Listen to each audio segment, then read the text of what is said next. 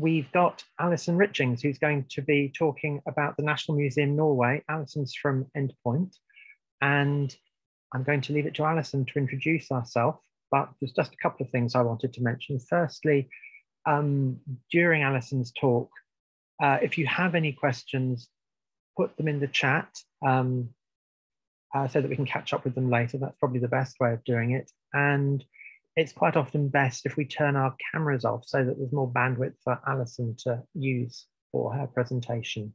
So Alison, fantastic. Would you like to go ahead, please? Thank you, and welcome everyone. I'm going to do that scary thing first of all and try and share my screen and see what happens. So hopefully you can see that okay. Somebody nod or say something, because otherwise I'll just carry on. Yes, good. Great, thank you. So I'm going to try and talk for about 30 minutes if I can, to give you time to ask any questions. Yeah, so let's just get going. I'm Alison Richings, and I'm the Wayfinding Design Director at Endpoint. I have been in the crazy world of wayfinding, actually about 23 years.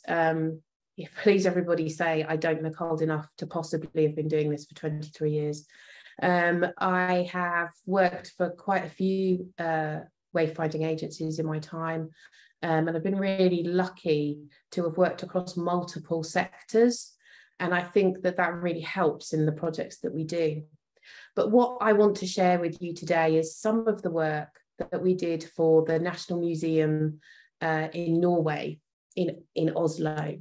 And I want to just tell you the story of the building, of how you find your way around this building, and the strategies that we underpinned to create the wayfinding story.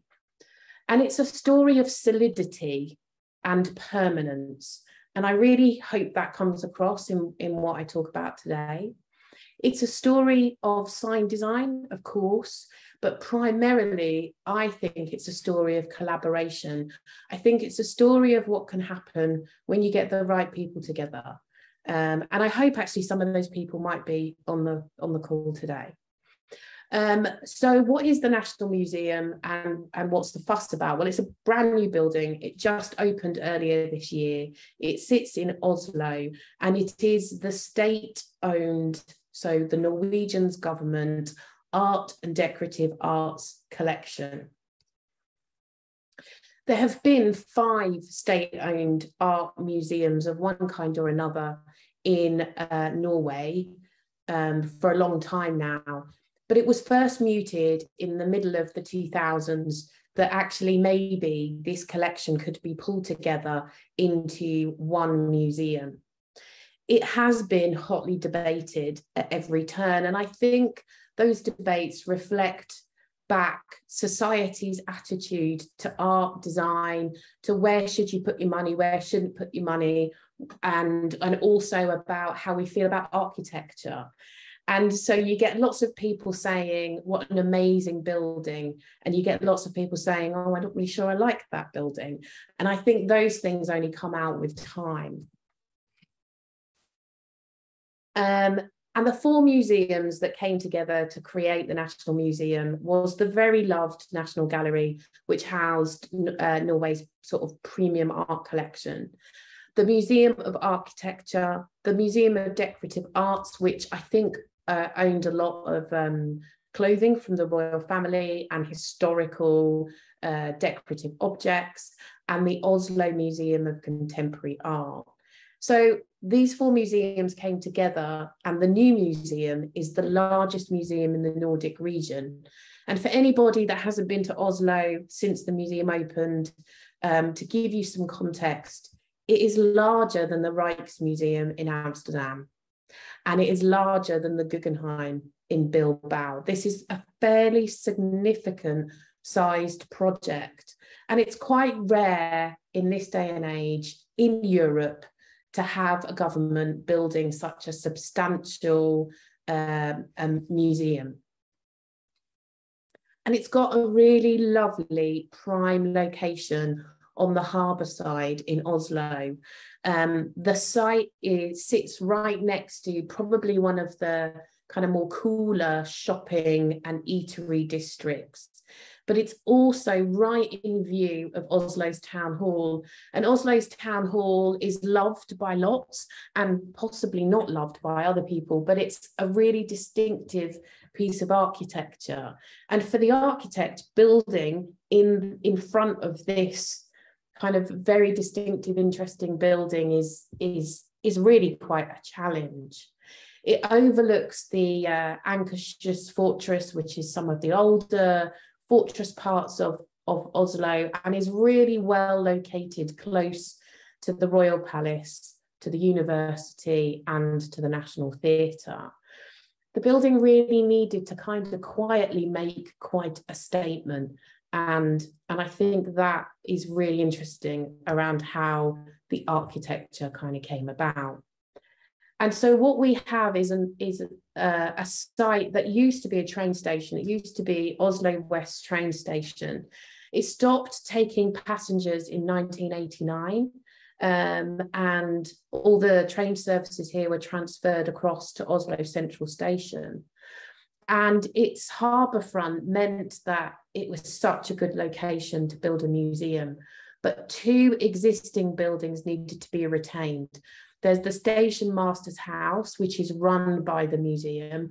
And then there's the old train station main building, which is now the Nobel Peace Centre. So really important building. So the architect had to kind of find how they could build something that sat with those two, that didn't overwrought the two buildings that were already there, but still had a real sense of significance. And you can see that the museum's entrance sits behind those two buildings. It's got a tram stop directly outside it, and the relationship between the public transport services and the museum are really important. So, as I said, it's enormous. There will be 6,500 works on view in the collection, but more than 10,000 overall works. And the fact that it's quite a low building is really a way that the architecture can respond to the environment around it. And this is really important. And I think, again, it's something that the architects really wanted to get across as a part of the design. So the central core to the design of the building was this idea of firmitas, which comes from firmus, which means, and this is a literal translation, stable, strong, firm, steadfast, and true. And certainly that idea of solidity, the idea of permanence, are really central to the architectural qualities of this building. And the architect took inspiration from maybe some obvious places, such as Mies van der Rohe and the architect Schenkel, but also from two key buildings in Oslo. So this red brick building is the Oslo Town Hall, beautiful mid-century building, but still quite classical in the way that it speaks. And this is one of the buildings of Oslo University. Again, it has this real classical appeal. The architect wanted the building to feel like it would last forever. And he talked about the Parthenon as an example of architecture that stays around for long periods of time. And so this is what the building looks like today. So what we have is this slate-built tiles that adorn the sides of the majority of the museum. And what's interesting about them, and which caused us some stress, as I remember, during the project, was how they respond to light and the changing light forms during the day. So in a nice, bright, sunny day, this grey of the slate appears really light. But when it gets to be more dusk and dark, the slate kind of disappears. a bit like how when you look at the hills across the back of Oslo, how they have that bluish grey tint, then they almost kind of disappear into the distance. The architect really firmly believed in responding to the local landscape. And there are these creepers that have been placed all the way around the building that will grow over it in a managed way over time. And this will soften and kind of take any harshness off of that sort of grey slated architecture. And the crowning glory of the building is the light hall. It sits on top at the front, overlooking the harbour side. And what it is interlayered glass. And it's been interlayered with translucent pieces of marble. So it creates this beautiful kind of jewel-like reflection.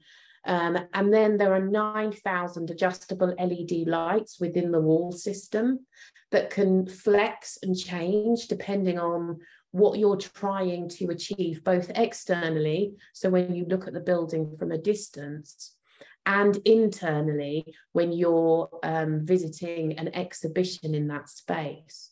And the light hall is going to house the majority of temporary exhibitions in the museum.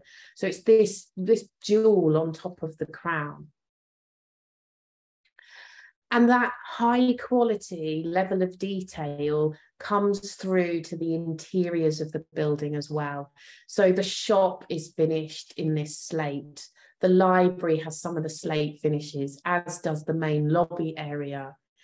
And even in the salon on the second floor, where you have these beautiful double height spaces, all the materials are built to last over long, long periods of time. And the attention to detail when you move into either the library spaces or into the spaces where art is presented to you is incredible. These are absolutely the best places to see art and objects that are to do with art. And they've been designed perfectly to do their job. So the architect made sure that the materials palette for the building would last a minimum of 300 years. The idea of solidity and permanence really ran through and trickled into all of the architecture. But we also wanted to see what would happen if that trickled into the wayfinding and how we led people around the building spaces. And the collection itself is actually quite diverse. This is not just a collection of paintings. There's sculptures, there's clothing, there's modern pieces of design, there's chair designs, there's fashion. This is actually an all-encompassing museum, kind of, if you like, akin to a V&A rather than a national gallery. It's got a bit of everything. Probably the star of the show for some people is Edvard Munch's collection that's in the museum. And they have got one of the 4 versions of the Scream. And the version that they have is the one that we all recognise as the version of the Scream. And it was really important that people could easily find their way to that painting. But equally, we also wanted to make sure that there weren't queues and problems at peak time. So there's a little something a bit later on about what we did to try and help people find the Scream. And just a really quick little look at the building layout. You've got an extensive front of house area that's housing the permanent collections, the light hall for temporary exhibitions, the National Library, the conference centre and education centre. But there's also an extensive back of house area, because this is a place where people work. This is a place where you need to move art around. This is the place where you design exhibitions. This is a place where you can conserve all of the works that sit in the collection. And so this wasn't just about wayfinding for the public, this is also about wayfinding for people who work here. So what was our approach? Well, the first thing we did was we stood on top of the building, because the building was actually quite far into the construction phase. And you can see the town hall building in the background. And we talked to the client about, what is this museum for? What are you trying to achieve? But actually, the other thing that's really important is about who these people are that are standing on top of the building. This is not just, here we are, the wayfinders, we're going to change how people move around your museum. This is actually a bunch of designers. We were standing there with the guys that designed the brand, so metric design. We were standing there with our key clients who are exhibition designers, and we were bringing our wayfinding expertise, their branding expertise, their exhibition design expertise into this project.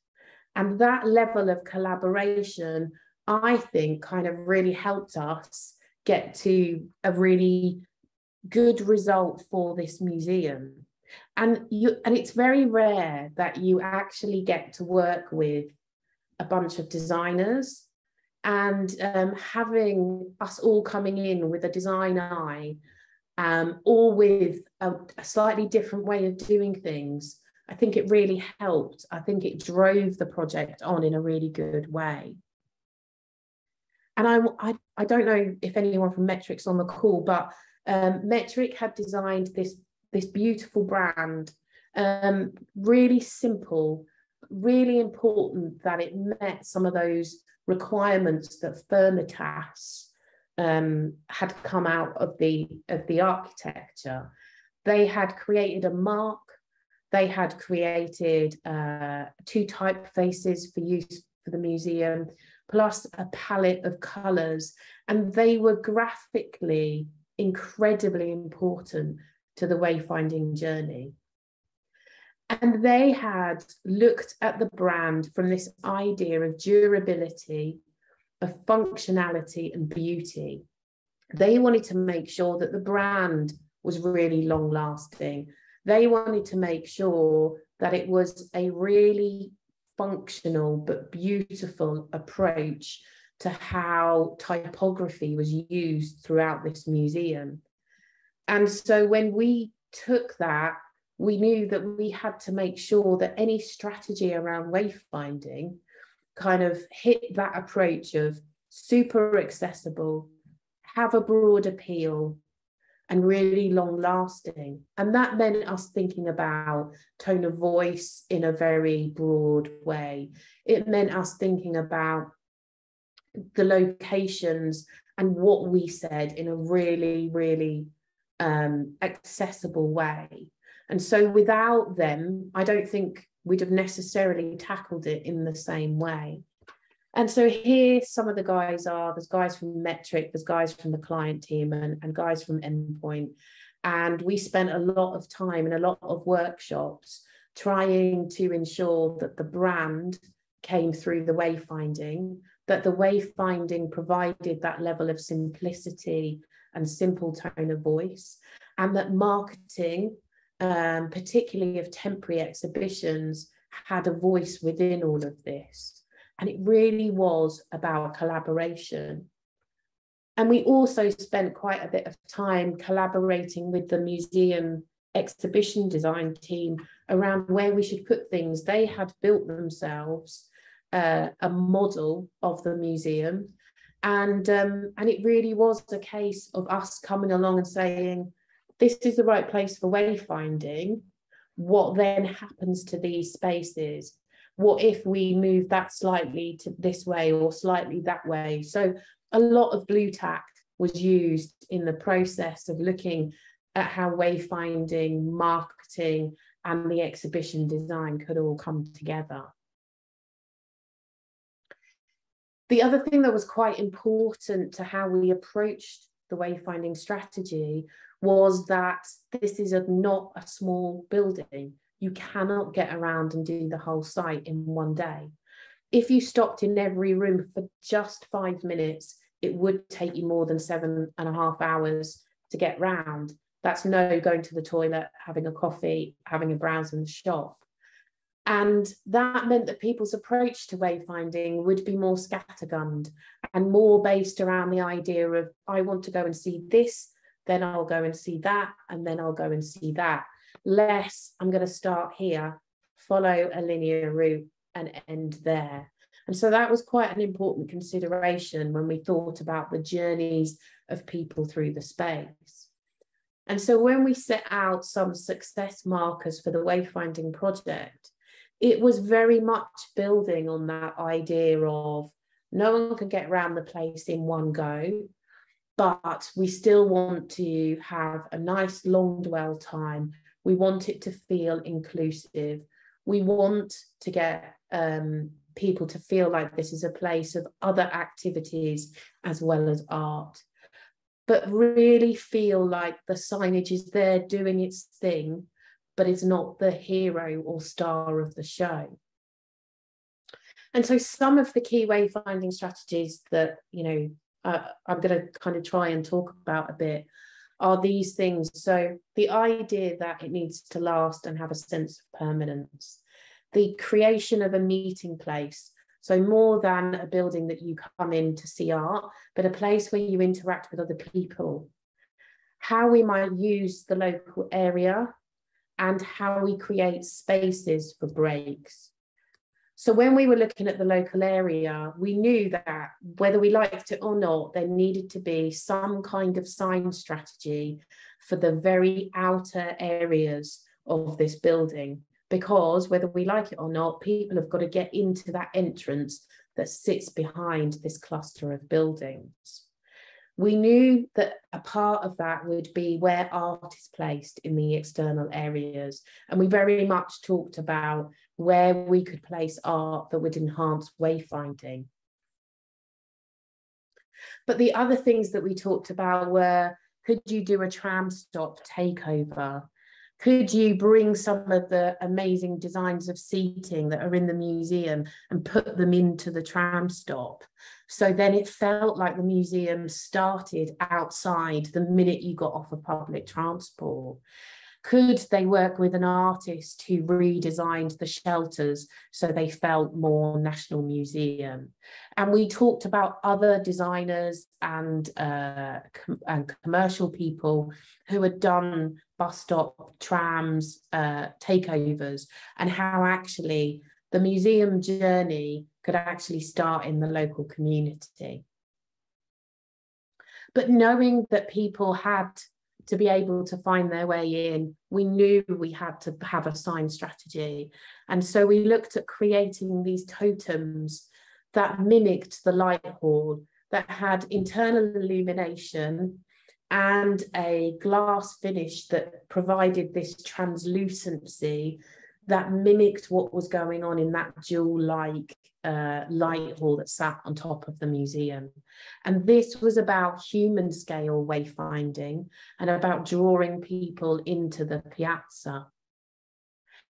And we tested this out, and here you can see some people looking freezing cold because it was raining and really quite horrible, taking cardboard versions of the totem to the outside area and putting them in place and checking that these were the right height. We had lots of conversations about whether these were too tall or not tall enough, and we wanted them taller and some people wanted them shorter. So we tested it. We had the ability to test what worked in the actual spaces. And you can see here, this is one of the mock-ups, the prototypes that were done, that shows how that translucent light would come through these totems. And then building signs, these are actually really quite controversial. The architect probably, quite rightly, they would say, felt that the building itself was a sign. and that you didn't need to bring signs to the outside facades.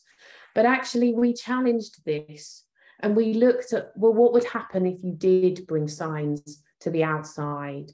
Would that help us embed the brand and reinforce the notion of this museum in the local area? Probably it wouldn't meet the architect's vision. It could be perceived as being a bit loud, but it provides that level of reassurance. It gives you something so that you know you've actually arrived. And through that collaboration with the brand designers and the exhibition team, we looked at different ways that we could label the outside of the building. And there was a lot of controversy between ourselves because of the way that slate colour is kind of mid-grey as to what colour we should actually use for these signs. But I think everybody felt that the black just was right, because at human level, you've got these illuminated signs that tell you this is the museum. This is about trying to create that sense of a welcome. And again, the museum wanted to test it.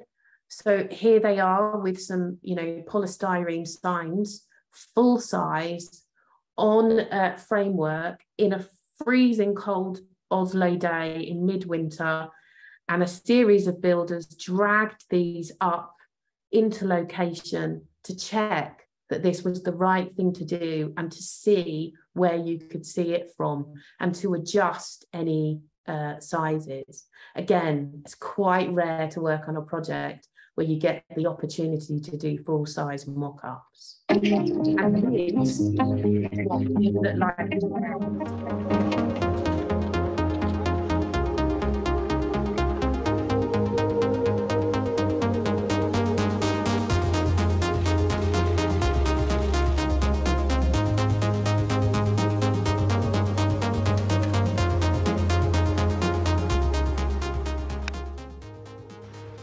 Det er veldig bra, det er det. Jeg må si det. Dette blir et veldig bra museum, det er jeg helt overbevist om. Merkelig. Det var litt stilig når jeg så litt lenger på det.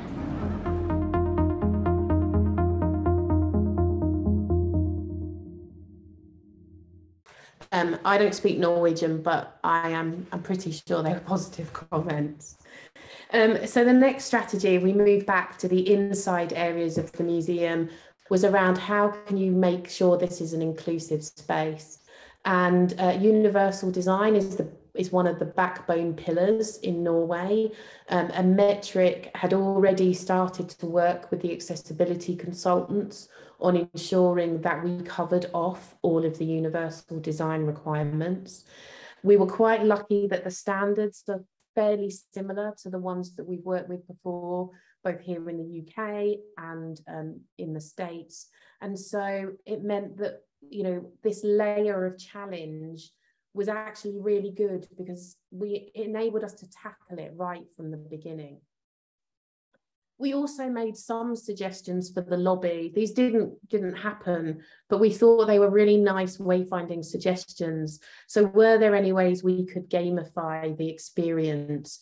And taking the idea from Candy Chang's Before I Die, giving people an opportunity to say, I've been in the museum and I've seen this and it was brilliant and you need to come and see it. And we also had this idea, you could create kind of like a wheel of fortune of art, and that kids could come in, flip the wheel, and wherever it landed, that would be the first thing that they would go and see. And then the need to create space for breaks within the museum was really about carefully using the transition spaces. We needed to make sure that within the museum collection, you knew at transition points how to find a toilet, find a cafe, or leave if you wanted to have that break. But also, as we said about the Scream, the most popular exhibit in the museum, we didn't want people to come in and go the quick way round because it was going to cause queues. So we actually, in some of those transition spaces, directed people a long way round because it forced people to take their time to get to the Munch, and meant that the queues were more manageable. So from a wayfinding strategy perspective, how did we tackle the idea that these signs needed to last for years? Well, the first thing we did was we talked about what would happen if the signs were wholly permanent. That means that we would need to separate marketing and temporary exhibition information from the wayfinding. And that's what we did. It meant that we needed to really work with the generic information around the rooms and allow the design of the maps, which label out what's going on in each of the rooms, to give you that level of detail. We also had to create a generic stair and lift label, which is all because of the light hall. So the light hall is split into 3 areas with a lift and stairs core in the middle. And what that means is that there are multiple configurations for exhibitions in those areas. So if you had 3 separate exhibitions in the light hall, if you wanted to go to the one labelled C, you absolutely have to use the east lift and stairs to get there. And if you wanted to go to the one labelled A, you absolutely have to use the west lift and stairs to get there. So we had to talk about what happened at ground floor in the lobby to push you to the right lift and stairs for what you needed. And this is the final result. So these are big screens in the lobby area, and you can see they're being used to push you to the correct lifts and stairs, depending on the exhibition that you are going to. And Metric, the brand designers, were so involved in the graphic project for the wayfinding. We set out for them a series of wayfinding standards, and they provided to us how the brand needed to come to life through graphics, how the Norwegian text would work with English, how pictograms needed to work. And we told them how big things needed to be, what things needed to be said, and we artworked everything out. So between us, I really like to think it became a really lovely collaboration. First and foremost, this is a branded environment, and being able to work hand in hand with the brand designers, I think gave it another lift, another side to the project. And we kind of crafted these carriers for the wayfinding. They would be permanent carrier systems with an insert. The insert was permanent metal, etched, finished for any of the permanent wayfinding. And then the insert for any marketing or temporary exhibition was magnetic. That meant it's really easy to take away and change, but that the main wayfinding had this real sense of permanence. And these carriers could not be fixed into any of the slate tiles. We had to make sure that the fixing details went into the grouting because of the beauty of the materials. We looked at whether these carriers should be different colours, but in all honesty, we ended up with something that was really simple and classic and black. And we played around with locations in the model before finally putting these locations into, it was Revit in BIM. And you can see what happens now when you've got permanent wayfinding and any kind of instruction or marketing. They all sit and have the same size. They have the same black carrier, but the difference in this is an instruction or this is a piece of marketing compared to this is permanent, solid wayfinding.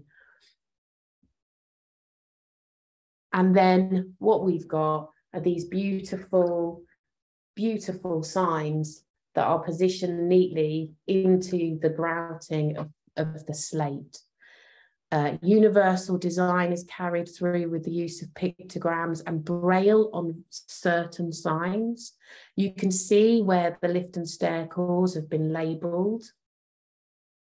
We were really lucky to design this temporary movable sign piece that has this beautiful round base that staff can move around. And the information, really, really generic, really, really simple, so easy for a visitor to come in and understand where they need to go. We wanted to make sure that we just gave people enough information without too much. I'm hoping this will work. There we go. Here we go. So here you go. This just gives you a bit of a flavour of the museum in its context. So you can see how it's lower than the other buildings around it.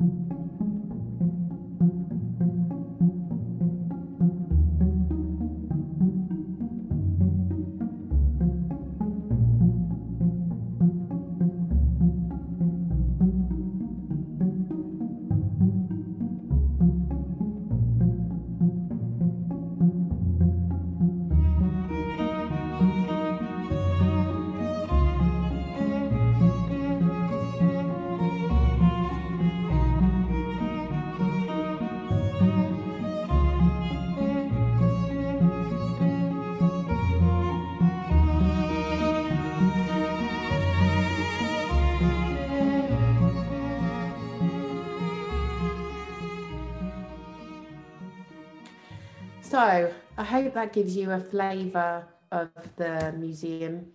And I wanted to leave you with this because I think it's actually quite an important note to end on. Klaus Scherwerk, the architect, said, if we try to avoid the sensational and seek eternal qualities, this building may well become a symbol of the deepest aspirations of our generation. And I want to say that it's been an absolute pleasure to work on this project and be a part of creating strategies that were around solidity and permanence, and collaborating with amazing designers, exhibition designers from the client side, the brand designers. And I wish I could be around in 300 years' time to see how people feel about it when it's patinaed and matured like the architects wanted. Thank you very much.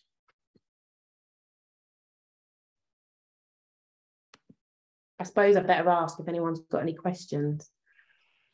Thank you, Alison. That was really interesting. Yeah. Does anyone have any questions? I have some if there aren't any immediately.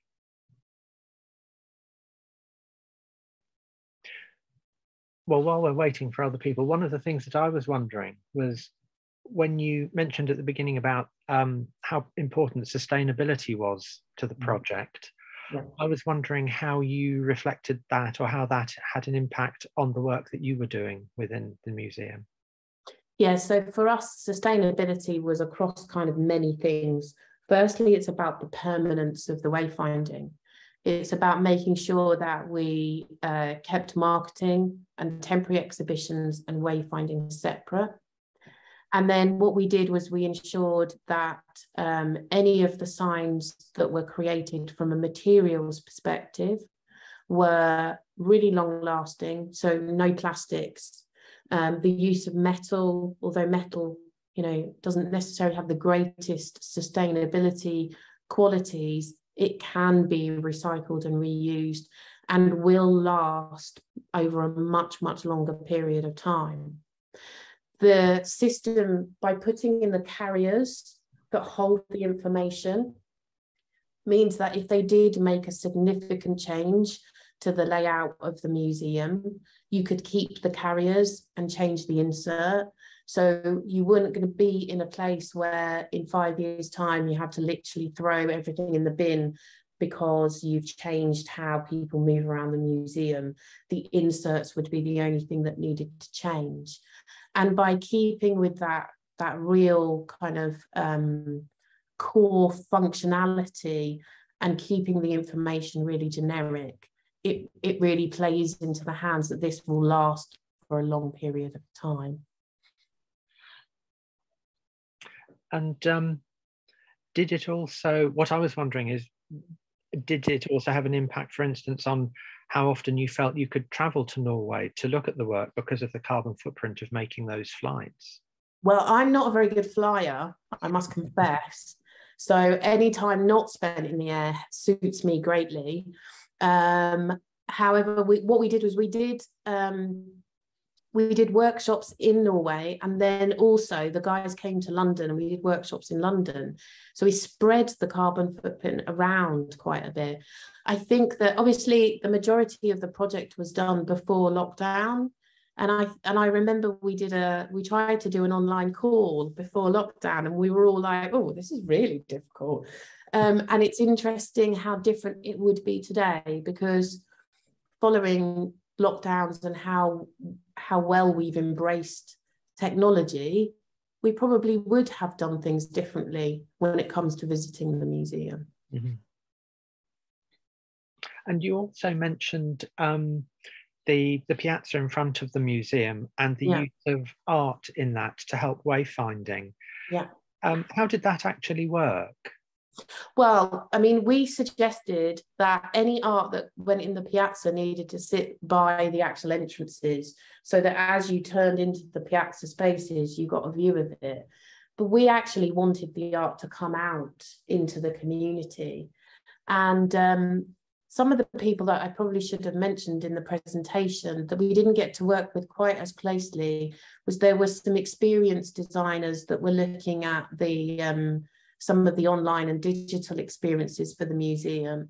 And they too said bringing art out into the community is a really lovely way of starting to be inclusive. And that was one of the things that we talked about. If you were to bring the art out in front of the Peace Centre, for example, on the corner there, you would really enable people to move into that space really successfully without necessarily needing to put a sign in. Mm-hmm. Mm-hmm. That, you mentioned inclusiveness there, and we have now got a couple of questions, and one of them is to do with inclusive design. And what the question asks is, was there any consultation process, or were there any features about the system that highlights this aspect? What highlights consultation with? Well, how were you sure that you were being inclusive? Were there inclusive design consultancies working to ensure that? And Yes. What features of the system might demonstrate that level of inclusivity? So the museum had an accessibility consultant, Universal Design, which was Statsbygg, who were the state developers, if you like. They had a part of the promise of this building is that it's going to be inclusive. And we worked with Metric, with the accessibility consultant, to make sure that everything we did hit the level of inclusivity. We also, in the wayfinding strategy, talked about other ways of delivering content. We talked about things like putting in 3D models into the reception area, because for people who have issues with their vision, being able to feel a tactile model is really helpful. It's also really helpful for children. It also really helps people with perception issues get an idea of how the building is laid out. And we put forward a number of different ways of providing information in a different way. Mm-hmm. But when it came to the actual sign designs, it really was about going back to basics and being super clear, having really, really high contrast, making sure that all the pictograms were totally understandable, that all the text hit the right legibility guidelines, and using, really simple black and white, because you just get maximum legibility from that. So yeah, so that's really how it played out across, many different parts of the project. Thank you. Yeah, and the Rita has also asked a question saying that it would be interesting to see examples of the differences of wayfinding for users and workers. So you mentioned how the building had these front of house and back of house parts, and I think most of what we've seen has been front of house. Yeah. Is the back of house signage similar or different in any way? So I think we started out with a strategy because the back of house corridors, they were like 100 meters long. And we had a strategy where we suggested that they use environmental graphics across the back that helped you think you were moving faster than you were, to make those 100 meters not feel like they're 100 meters. And Metric and us also talked about using completely different colorways in the back of house. So the back of house system felt completely different. We had a strategy around the 5th floor of the back of house area, which was going to be a project-based area. And there were 3 different types of environments. There were people who were coming in to work silently, people who wanted to collaborate in small groups, and larger collaboration areas. And so we had to think through some wayfinding strategies around how we could let you know what type of environment you were sitting in without having to put a sign on the wall that went shh. So we looked at all sorts of things around behavior and things like that. Ultimately, what went in the end was a very similar sign system to the front of house.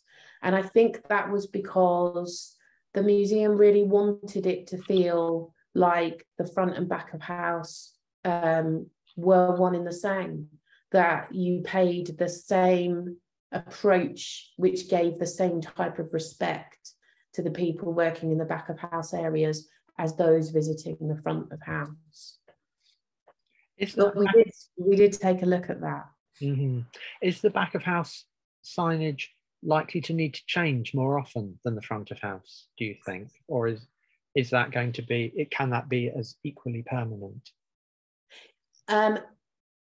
Again, it's about the change of usage. We were fairly generic. We didn't add lots of, this is Mr. So-and-so's room. We kept things quite generic. And it's really, and some of those spaces won't change because the type of equipment that the people doing conservation need will always need to be in those particular rooms. Some of those rooms have got special oxygen levels and things like that. But the offices themselves could move around, and floor 5, which is much more of a project space, could easily move around. And so really it's about whether those areas change, and therefore there's a need for the wayfinding to change. And the external monoliths that you put in, some of those were going to be going in front of the older historic buildings that are there. And were there any limitations put on you because of their proximity to historic buildings and the need for them to not look like they didn't belong there? Was that an issue at all? Yeah, so that some of the discussions around the height of the totems came from the idea of whether we lined things up with architecture from the old buildings or whether we lined up with architectural features in the new building. But we made sure that we located them to the side of the old buildings. So nothing, I mean, it would be sacrosanct to put something in front of the Nobel Peace Centre. I mean, you know, I don't think I could live with myself if we put a sign right there. So we had to be really clever about the locations to push them to the sides. And to be fair, the museum has opened, and those totems, because of various planning permissions, haven't been implemented yet. They're due to go in, I think, in the next month or so. So it'll be really interesting to see what people say, because they're coming in after, to see you know, how people take to them. It will also give you a chance to find out how necessary they are, because people are clearly finding their way into the museum without them at the moment. Exactly. Mm. Does anyone else have any other questions for Alison? I'm not seeing any in the chat at the moment, but it's been a really interesting. Yeah, oh, that's a good question from Rita Martello, kind of picking up what I was just saying. Is there any feedback from users yet? Have you heard about any of that? Not yet.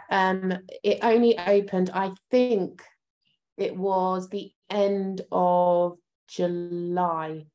So it's still very new, but we're in conversations with the team about whether there's any feedback, and we need to know. We need to kind of make sure that it works.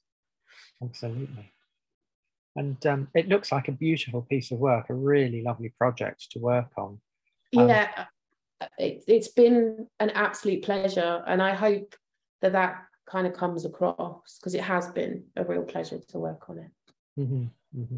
And are there new projects that you're working on that have kind of arrived as a consequence of that?